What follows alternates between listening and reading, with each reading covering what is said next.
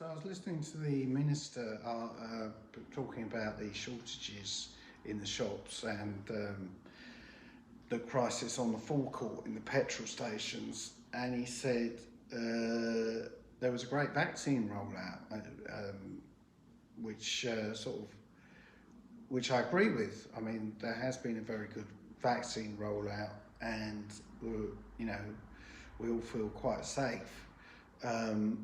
And he just said that he wanted to say that.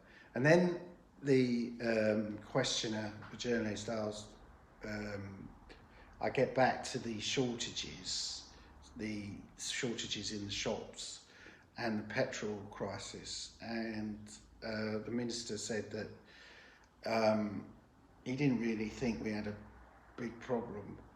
It's all going to be solved. And in some parts of the country, it's almost fixed, apart from London and the southeast. But the petrol is on its way with the army, and really we should just look at our petrol gauge at the last minute, because people are just overblowing the whole crisis, and just wait until the petrol gauge is on red or yelling at you that you need petrol, and then go to the forecourt, because it's a whole load of nonsense, really.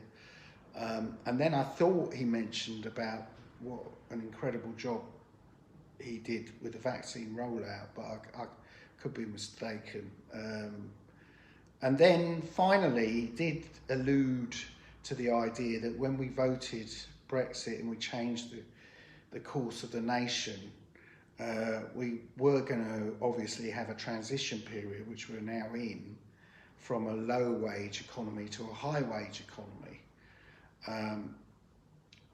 And then he started talking about vaccine. But anyway, the point is, the transition period that we have, there might be no jam. He did say there might be no jam, but there'll be jam tomorrow. There will be money in your pockets tomorrow. And if you haven't got any jam in your pocket from the supermarket today, don't worry, it's coming. Because they're training people in this transition period from, he didn't know where from, but they're going to train British people to bring jam to you immediately. And it's going to happen, and that's what we voted for. And then he said the vaccine rollout was the best in the world, and that's, I think, where we left it. Cheers.